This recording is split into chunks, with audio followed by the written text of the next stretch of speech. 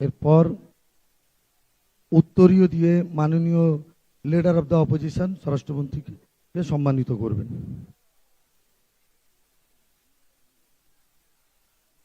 আমি মাননীয় রাজ্য সভাপতিকে অনুরোধ করছি প্রেস কনফারেন্স নিয়ে আপনাদের সামনে বক্তব্য রাখার জন্য।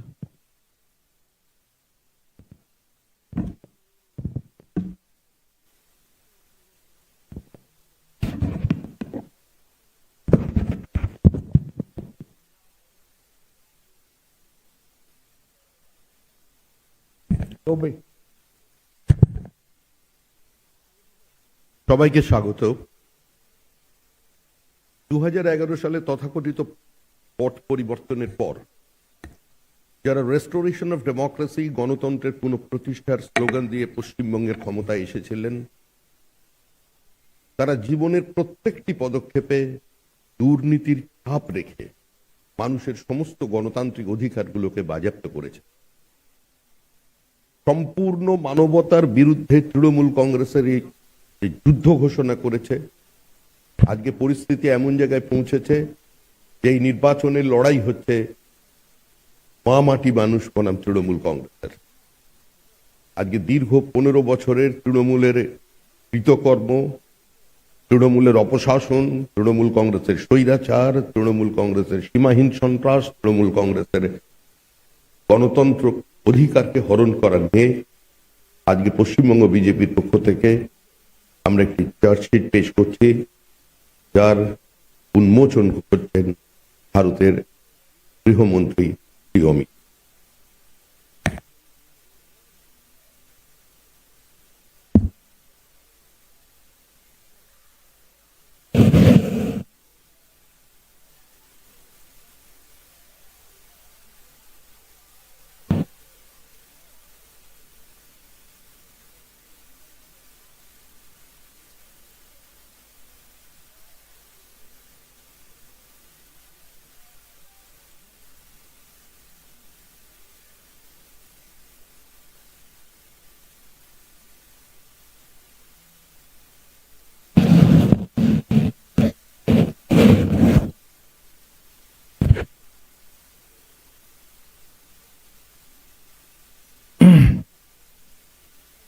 आप सभी का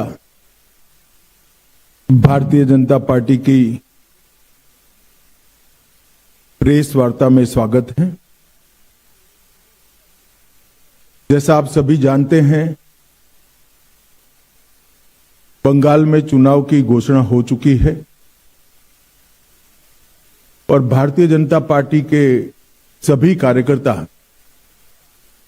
हमारे प्रदेश अध्यक्ष जी के नेतृत्व में बंगाल में भारतीय जनता पार्टी की सरकार बनाने के लिए बड़े आत्मविश्वास के साथ चुनावी मैदान में उतरे। हमारे विपक्ष के नेता श्री शुभेंदु अधिकारी जी ने भी चुनाव के पहले ही पूरे बंगाल का दौरा कर बंगाल में फैली अव्यवस्थाएं, अराजकता और आर्थिक बदहाली और विशेषकर घुसपैठ के मुद्दे को बंगाल के जन जन तक पहुंचाने का काम। मित्रों, बंगाल का ये चुनाव बंगाल के लिए तो महत्वपूर्ण है ही है, परंतु पूरे देश के लिए महत्वपूर्ण। पूरे देश की सुरक्षा बंगाल के चुनाव के साथ एक प्रकार से जुड़ी है। असम में भारतीय जनता पार्टी की सरकार बनने के बाद असम से घुसपैठ कमोबेश समाप्त हो गई। अब एक ही रास्ता बचा है जहां से घुसपैठ होकर पूरे देश के अंदर घुसपैठिए फैलते हैं और देश की सुरक्षा के साथ खिलवाड़ करते। इसलिए बंगाल का एक चुनाव बंगाल के लिए महत्वपूर्ण है कई मायनों में, और देश की सुरक्षा की दृष्टि से देश के लिए भी महत्वपूर्ण। भारतीय जनता पार्टी ने तय किया है कि तृणमूल कांग्रेस के शासन के खिलाफ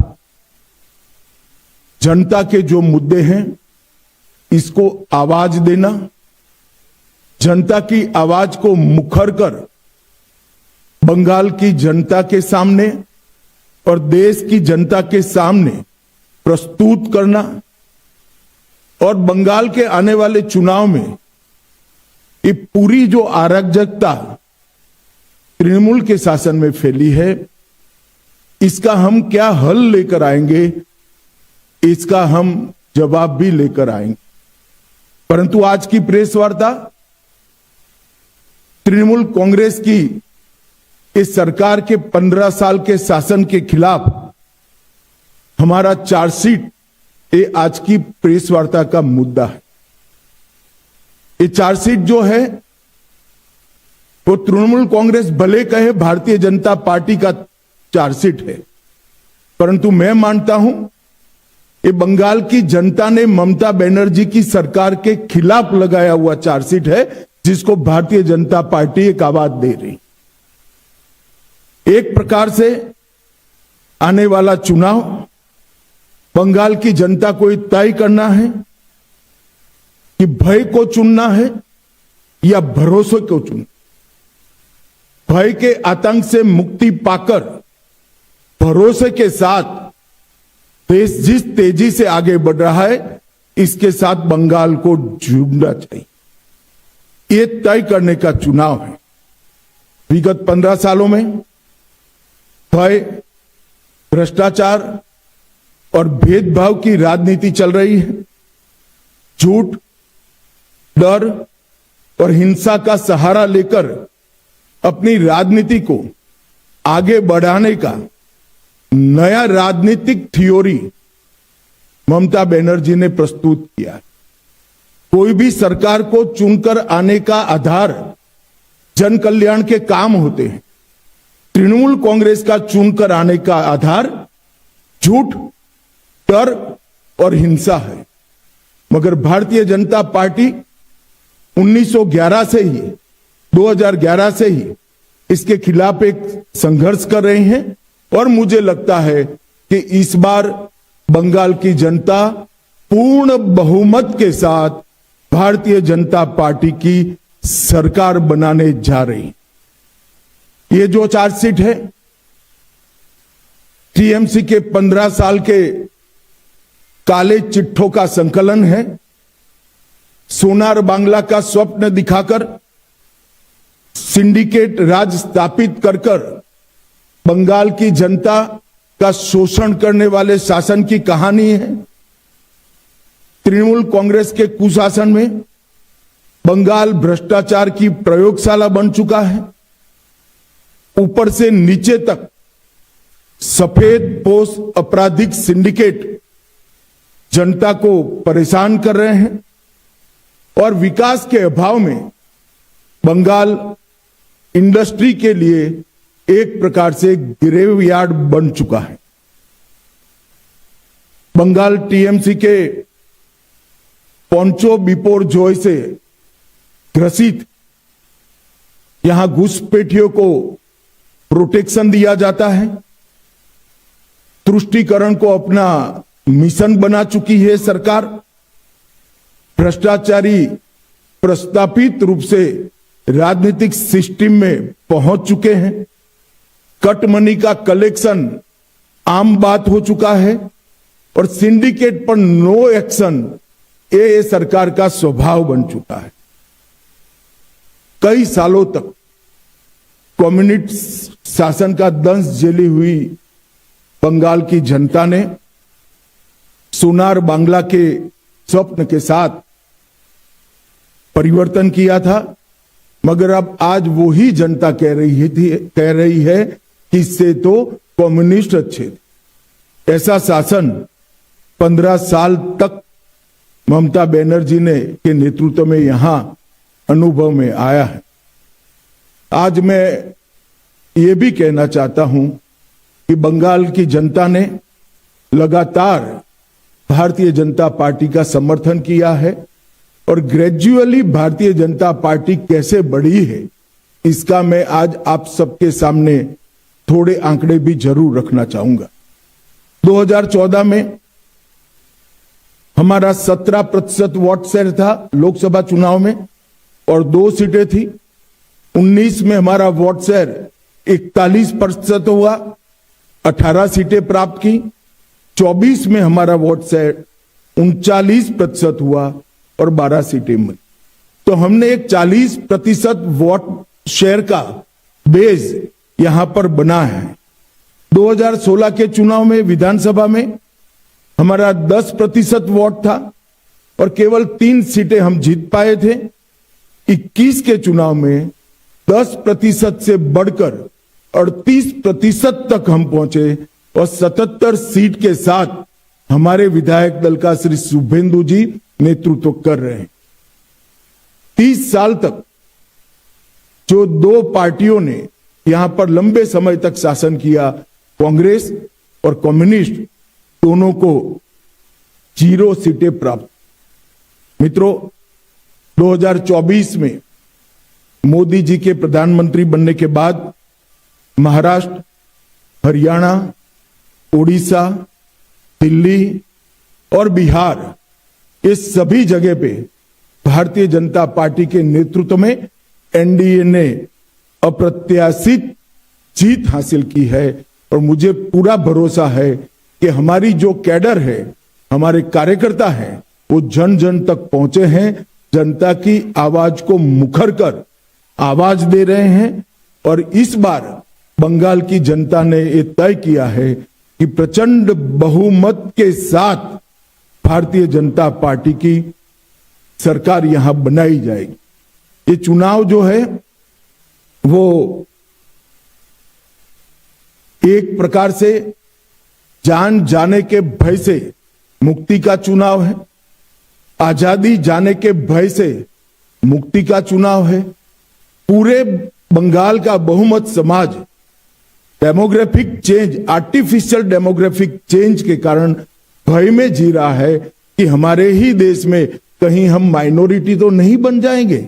वो भय से मुक्ति का, अपनी संपत्ति के लूटने के भय से मुक्ति का चुनाव है, रोजगारी छीनने के भय से मुक्ति का ये चुनाव है, महिलाओं की सुरक्षा खतरे में है इसके भय से मुक्ति का चुनाव है, और युवाओं के भविष्य पर जो भय और अंधकार छाया है इसके मुक्ति का चुनाव।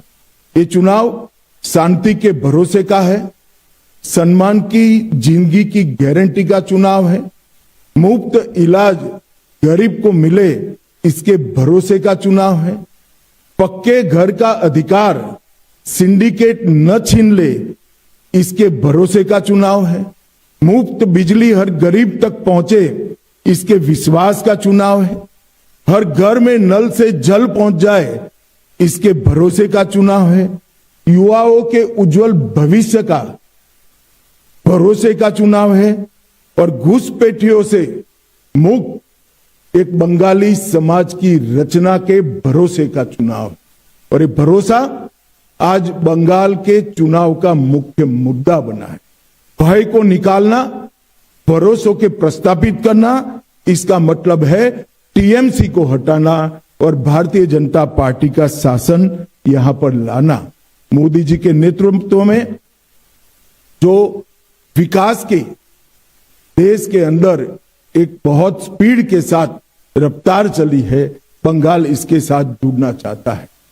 मैं 2014 से लेकर आज तक देश में जो परिवर्तन आया है इसके तरफ भी आपको बताना चाहता हूं। 15 में पहली बार जम्मू कश्मीर में एनडीए की सरकार बनी, 16 में हमने पहली बार आसाम में सरकार बनाई, 17 में हमने पहली बार मणिपुर में सरकार बनाई, हरियाणा में हमने पहली बार सरकार बनाई, अरुणाचल में पहली बार सरकार बनाई, 18 में त्रिपुरा में हमने पहली बार सरकार बनाई, 24 में हमने ओडिशा में पहली बार सरकार बनाई, और 26 में प्रचंड बहुमत के साथ भारतीय जनता पार्टी बंगाल में सरकार बनाने जा रही है। ये मैं बहुत स्पष्ट रूप से देख रहा हूं। बंगाल जीतने के साथ ही एक बहुत लंबे अरसे के बाद अंग, बंग और कलिंग तीनों जगह एक पार्टी का शासन होने जा रहा है। बिहार में भी एनडीए का शासन है, उड़ीसा में भी भाजपा सरकार है और अब बंगाल में भी भाजपा सरकार आएगी। तो एक प्रकार से पूर्ण बहुमत की सरकार बंगाल के विकास की गारंटी है। मित्रों, ममता दीदी ने हमेशा विक्टिम कार्ड का पॉलिटिक्स खेला है। कभी पैर तुड़वा लेती हैं, कभी सिर पर पट्टी बंधवा देती हैं, कभी बीमार हो जाती है और कभी चुनाव आयोग के सामने बेचारा बनकर चुनाव आयोग को गालियां निकालती। मगर ममता दीदी, मैं आपको बताने आया हूं कि आपकी ये राजनीति को, विक्टिम कार्ड की पॉलिटिक्स को बंगाल की जनता अब बहुत अच्छे तरीके से समझ गई। चुनाव आयोग जैसी संवैधानिक संस्था पर गाली गलौज करना ये बंगाल की संस्कृति को शोभा नहीं दे। मैं आज एसआईआर के बारे में भी खुलकर बताना। एसआईआर पूरे देश भर में हो रहा, कहीं पर जुडिशियल ऑफिसर नहीं लगाने पड़े, सिर्फ बंगाल में लगाने पड़े। कारण क्या है? यही चुनाव के अंदर तमिलनाडु में भी एसआईआर हुआ, कोई कोर्ट केस नहीं हुआ। केरल में भी एसआईआर हुआ, कोई कोर्ट केस नहीं हुआ। तमिलनाडु में डीएमके की सरकार है, केरल में कम्युनिस्टों की सरकार है।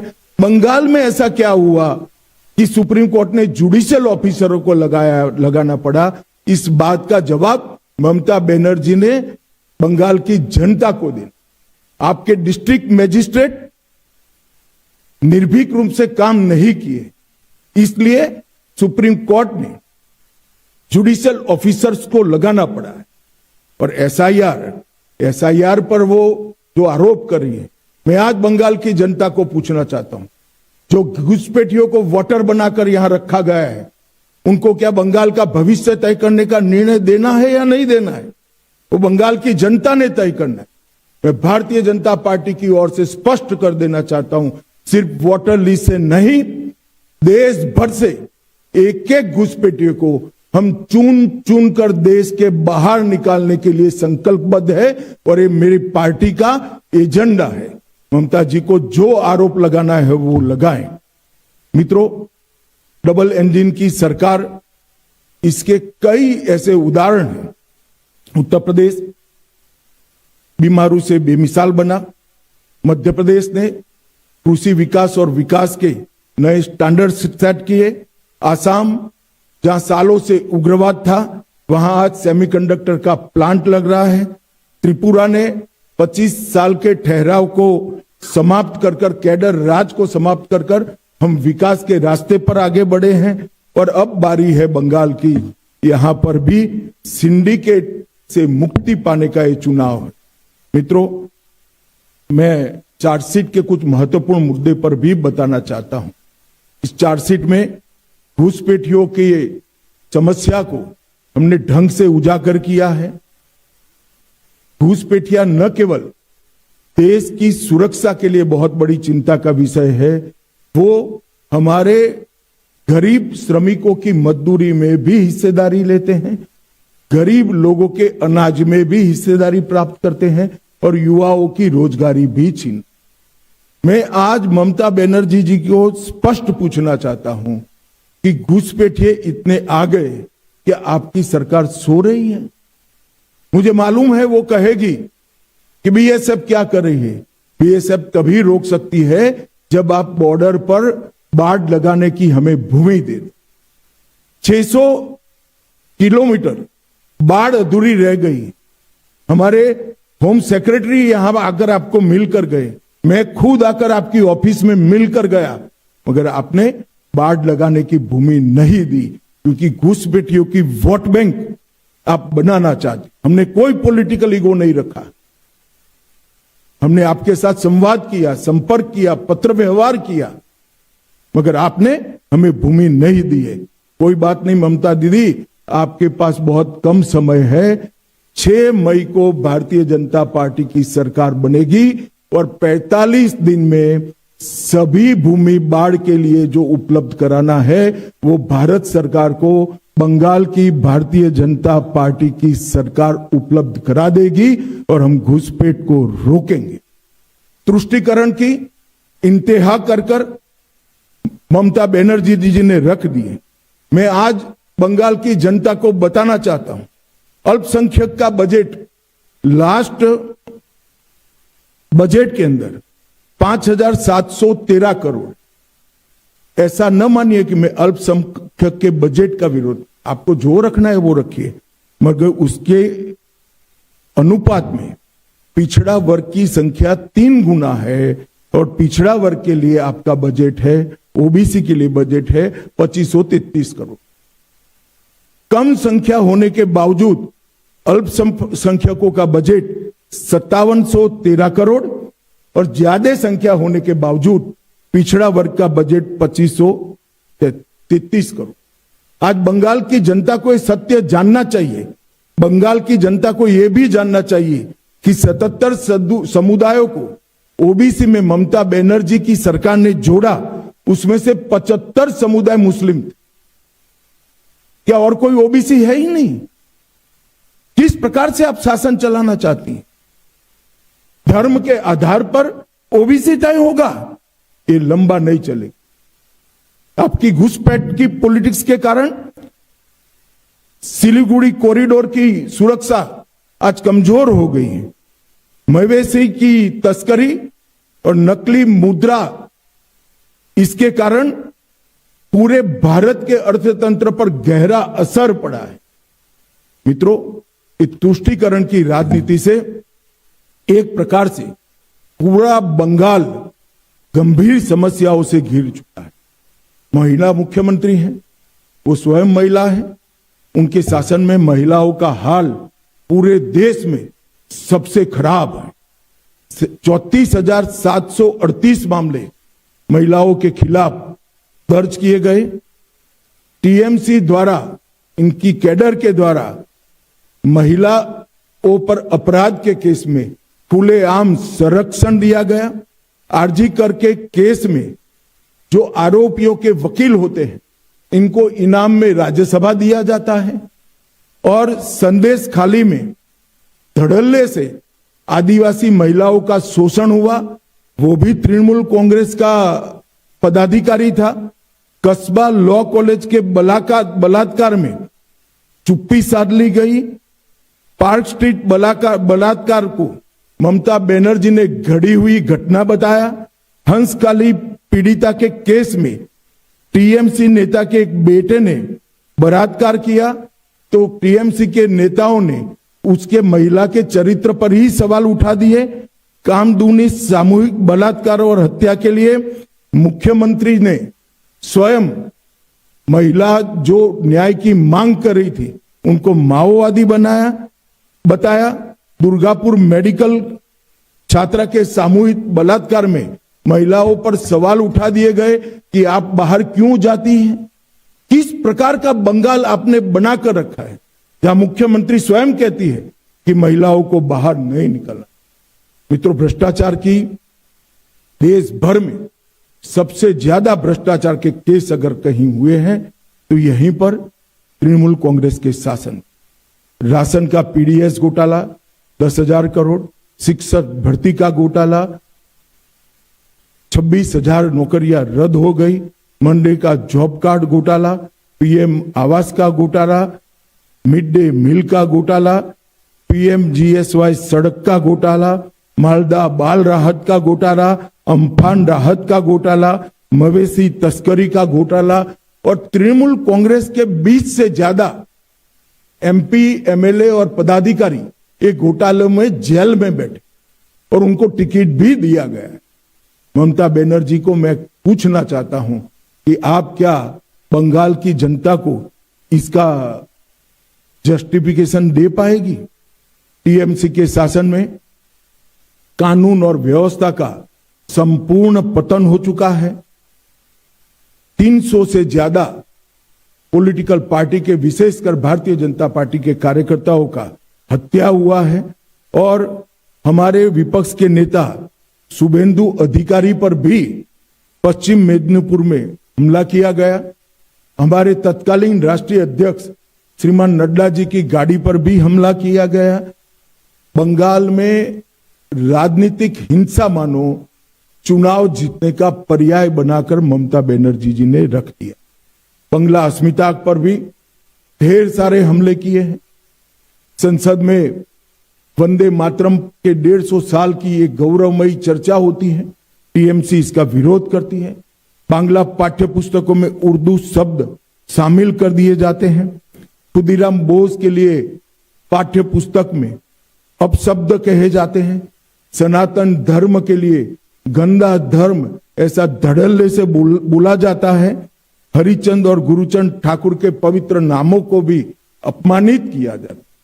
मैं नहीं मानता कि आज का बंगाल कवि गुरु का बंगाल रह गया है।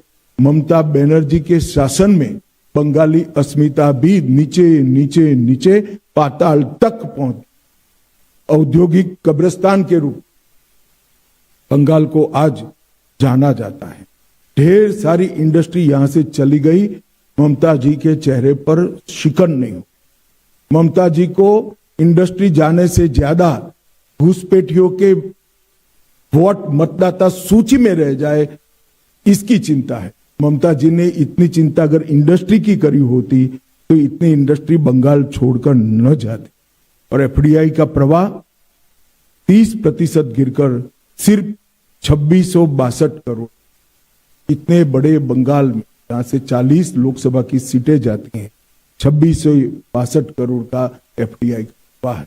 मित्रों, किसी भी प्रकार से 15 साल में मां माटी मानुष का जो नारा लेकर ममता जी आई थी, वो नारे को हर तरह से द्रोह करने का काम स्वयं ममता बनर्जी की पार्टी ने किया है, उनकी सरकार ने किया है। और पूरी तृणमूल कांग्रेस, पूरे उनका कैडर कटमनी और सिंडिकेट में व्यस्त हुई है। जनता त्रस्त है, जनता बदलाव मांग रही है। मुझे पूरा विश्वास है कि बंगाल की जनता नरेंद्र मोदी जी के नेतृत्व में यहां भारी बहुमत के साथ भारतीय जनता पार्टी को चुनकर भाजपा की सरकार बनाने जा रही है। और मैं बंगाल की जनता को आज की प्रेस वार्ता के माध्यम से प्रार्थना करना चाहता हूं कि हमारा जो घोषणा पत्र आएगा, वो घोषणा पत्र में ये आरोप पत्र के अंदर जो जो चीजें बताई गई है, जिससे बंगाल को नीचे नीचे नीचे पहुंचाया है, वो बंगाल को कैसे उठाना और कवि गुरु की कल्पना का सोनार बांग्ला बनाने का हमारा एक्शन प्लान क्या है, रोड मैप क्या है और कार्य योजना क्या है, वो भी हम हमारे घोषणा पत्र में लेकर आएंगे।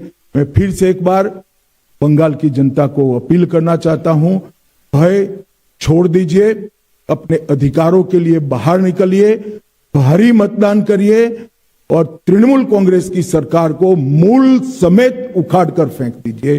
बहुत बहुत धन्यवाद।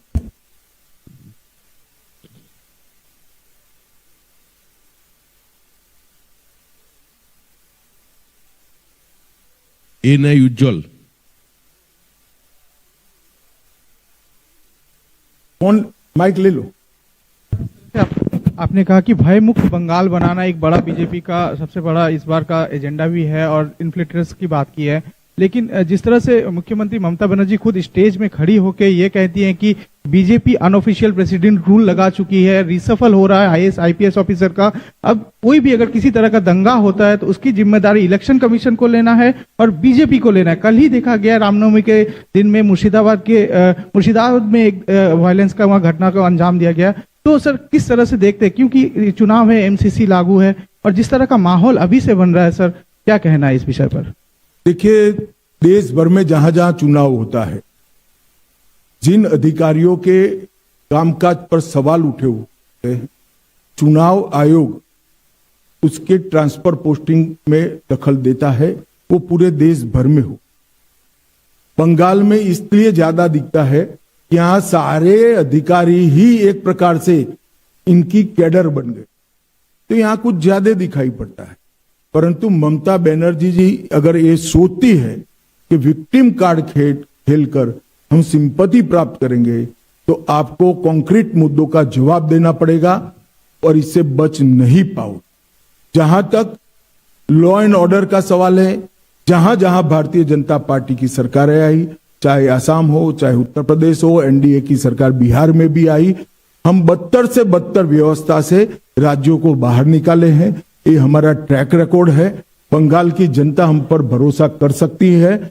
हम बदतर से बदतर हालत वाले राज्यों से एक अच्छे सुशासित राज्यों में परिवर्तन करने का हमारा ट्रैक रिकॉर्ड है और बंगाल में भी हम इसको आगे बढ़ाएंगे। আর ভারত পৌলুমি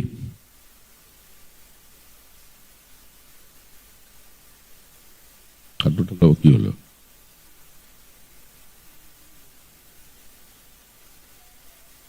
के अलावा और कोई मुद्दा है जो आप प्रवक्ता से उठाना चाहेंगे? उसके साथ साथ नहीं, जरा रिपीट करिए आप। ममता बनर्जी की कुशासन के अलावा और कोई मुद्दा है जो आप प्रवक्ता से उठाना चाहेंगे? उसके साथ साथ भाजपा का कोई रेवोल्यूशन है जेन जेड के लिए जो कुशासन खत्म होने के बाद? जरूर, भारतीय जनता पार्टी का शासन जहां जहां आया, हमने डेवलपमेंट को विकास का आधार बनाया। डेवलपमेंटल कामों से हमने युवाओं की रोजगारी को भी बढ़ाया है। एक प्रकार से आप आसाम का उदाहरण देखिए। आसाम सालों तक अलगाववाद से, आतंकवाद से पीड़ित राज्य रहा। आज 10,900 से ज्यादा युवा हथियार डाल चुके हैं। आसाम में शांति है, किसी भी प्रकार का उपद्रव नहीं है और मैं आज दावे से कह सकता हूं आसाम का इंफ्रास्ट्रक्चर देश के विकसित राज्यों के समकक्ष बन चुका और आसाम में आज न केवल सेमीकंडक्टर, ढेर सारी इंडस्ट्री भी लग रही है। आसाम आरोग्य के क्षेत्र में एक हब बन चुका है और ये सारा डेवलपमेंटल काम भारतीय जनता पार्टी की सरकार से आने के बाद हुआ है। ये हमारा ट्रैक रिकॉर्ड है, चाहे मध्य प्रदेश है, राजस्थान है, छत्तीसगढ़ है, उत्तर प्रदेश है, बिहार है। हमने सारे बीमारू राज्यों को विकसित राज्यों की श्रेणी में लाने के लिए एक चरणबद्ध प्रयास किया है और सफलता भी प्राप्त करी। मुझे पूरा भरोसा है कि कुशासन से बदहाल ये पश्चिम बंगाल को भी हम कुछ ही साल में देश के विकसित राज्यों की श्रेणी में रखेंगे। बंगाल के अंदर बहुत सारे नेचुरल संसाधन पड़े हैं, मां गंगा की यहां पर कृपा है, अकूत पानी पड़ा है, मेहनत कश श्रमिक यहां पर है और बंगाल एक जमाने में इंडस्ट्री का, देश भर की इंडस्ट्री का हब हुआ करता था। ये सारी चीजें कम्युनिस्ट और टीएमसी की अव्यवस्था वाले शासनों से, कुशासन से समाप्त हुई है। जैसे ही एक अच्छी सरकार आएगी, बंगाल अपनी पुरानी गौरवमयी जगह जो देश के अंदर बंगाल को हासिल थी उसको फिर से प्राप्त कर ले। एबीपी आनंद, शिवाशीष मौलिक।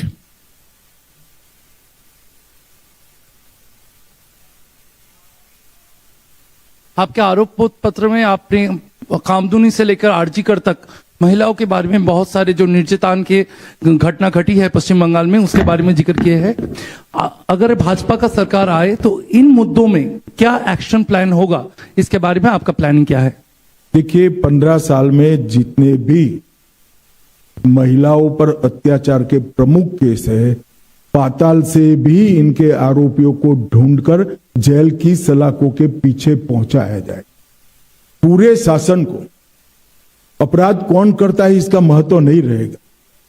कोई भी व्यक्ति महिलाओं के खिलाफ अपराध करेगा उसको धर भी लिया जाएगा और दंडित भी किया जाएगा। और जहां जहां हमारी सरकारें आई है हमने कर कर दिखाया। हमारा ट्रैक रिकॉर्ड है महिला सुरक्षा के लिए। भारतीय जनता पार्टी और एनडीए की सरकारें हमेशा संवेदनशील रही है। मैं बंगाल की माताओं बहनों को भी भरोसा देना चाहता हूं कि महिलाओं के लिए यहां सुरक्षित वातावरण की रचना करने की जिम्मेदारी भारतीय जनता पार्टी की आने वाली सरकार की है। और विशेषकर कामकाजी महिलाओं के लिए पूरी स्वतंत्रता रहे, पूरी सुरक्षा रहे, मुखर कर वो अपनी बात कह सके, अन्याय को मुखर कर वो उठा सके, इस प्रकार की वातावरण का निर्मित करने की जिम्मेदारी भारतीय जनता पार्टी की बनने वाली सरकार की। एनडीटीवी मुनुगा।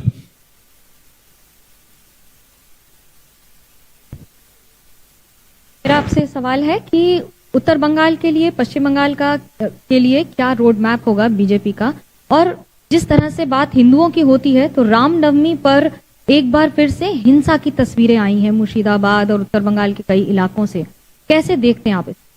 देखिए, इस बार थोड़ा कम ही हिंसा हुई है क्योंकि ममता जी के चहेते ऑफिसरों को चुनाव आयोग ने ट्रांसफर कर दिया, फिर भी हिंसा जरा भी नहीं होनी। हम सब समुदाय की सुरक्षा की यहां पर चिंता करेंगे और विशेषकर बहुमत समाज की, क्योंकि तुष्टीकरण के कारण बहुमती समाज के साथ यहां बड़ा अन्याय हुआ है। जहां तक उत्तर बंग का सवाल है, बहुत अन्याय हुआ है। पहले कम्युनिस्टों ने भी किया और बाद में ममता बनर्जी ने भी किया है। उत्तर बंग हमारे देश की सुरक्षा के लिए भी बहुत महत्वपूर्ण क्षेत्र है और समग्रता से बंगाल के विकास को अगर गति देनी है तो नॉर्थ बंगाल को भी गति देनी पड़ेगी।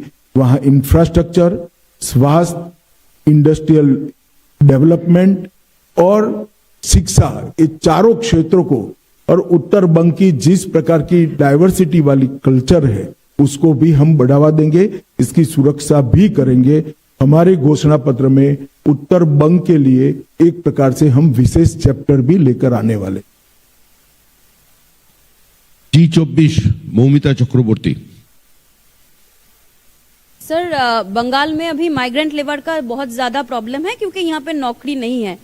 5,000 या फिर 8,000 में नौकरी मिल जाए वो भी बहुत बड़ी बात है। तो do you have any specific plan for youth generation? देखिए, इसका समस्या का समाधान एक ही है, यहां पर इंडस्ट्रियल डेवलपमेंट को गति देना। यहां से कट मनी के कारण, सिंडिकेट के कारण और भ्रष्टाचार के कारण पूरी इंडस्ट्री देश भर में चली गई। आजादी के वक्त बंगाल एक प्रकार से भारत के प्रमुख औद्योगिक राज्यों में से एक माना जाता, और कोई जवाब ही नहीं दे रहा है ऐसा क्यों हुआ।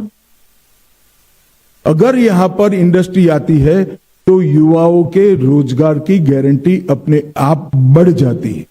हम सबसे पहले इसको प्राथमिकता देंगे। और जो आप बता रही है बहुत कम मुआवजे में रोजगार कर रहे हैं, मतलब उनकी तनख्वाह बहुत कम है, इसका मेन कारण घुसपैठिया है। घुसपैठिया जो घुस रहा है हमारे युवाओं के अधिकारों का, रोजगारी का भी और रोजगारी के मुआवजे मतलब उनकी तनख्वाह का भी बहुत बड़ा खेल बिगाड़ अगर कोई रहा है तो घुसपैठिए बिगाड़। एक बार सरहदें सील हो जाएगी, बंगाल के अंदर बहुत सारा परिवर्तन। दूरदर्शन प्रसेनजीत बख्शी। हाँ,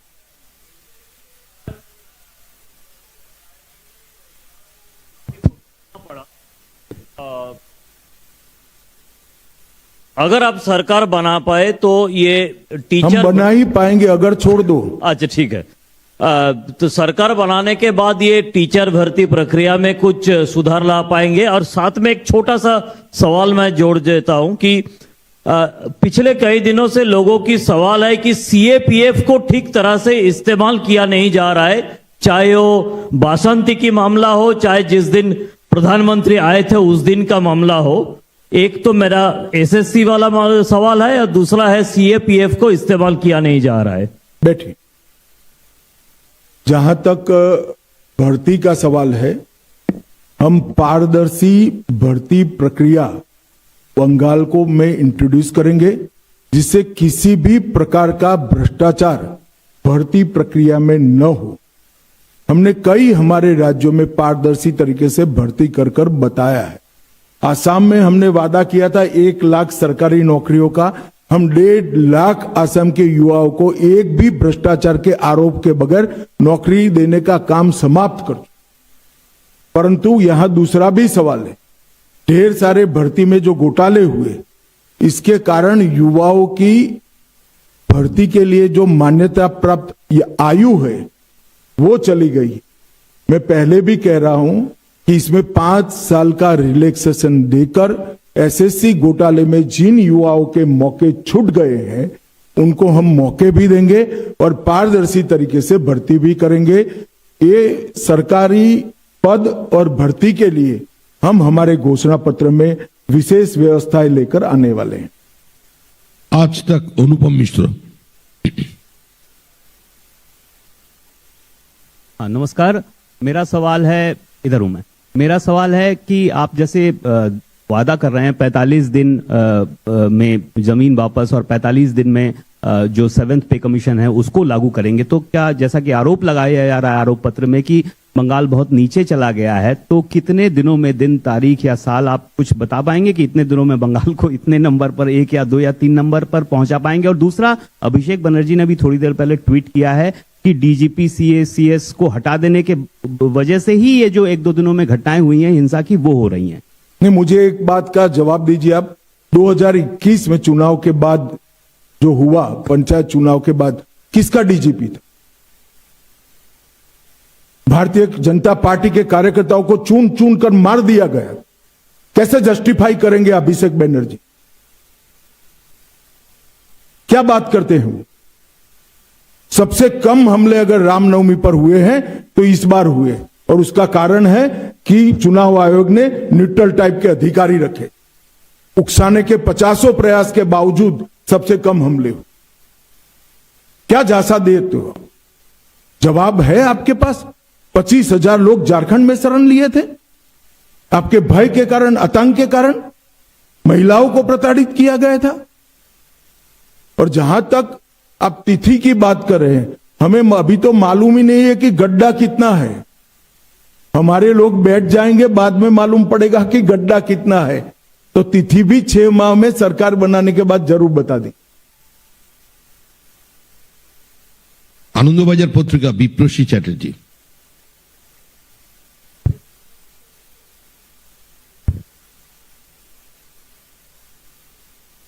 Honorable Home Minister, sir, I want to ask you a question regarding the migrant laborers who speaks in Bengali have been beaten in various states. As a Home Minister, what is your thought about that matter? देखिए, ममता जी बड़ी कुशलता पूर्वक Bengali speaking और बांग्लादेशी दोनों के बीच में भेद को समाप्त कर रही। बांग्लादेश से घुसपैठ करने वाले लोग भी बंगाली बोलते हैं। मैं बंगाल की जनता को बताना चाहता हूं, कोई भी बंगाल के मूल निवासी को कोई तकलीफ नहीं पड़नी है, किसी को चिंता करने की जरूरत नहीं है। मगर इसका मतलब ये नहीं है कि बांग्लादेशी घुसपैठियों को यहां पनाहगाह बनाया जाएगा। हमारा दृढ़ संकल्प है कि घुसपैठियों को चुन चुन कर निकाल दिया। और ममता बनर्जी जी को मैं कहना चाहता हूं कि आपकी ये ट्रिक्स को बंगाल की जनता बहुत अच्छे तरीके से समझ रही है। कृपया कुछ नई ट्रिक लेकर आए तो शायद इल्यूजन खड़ा होगा। ये पुराने तौर तरीके से बंगाल की जनता अब झांसे में नहीं आने वाली। CNN पायल मेहता। बोल लो।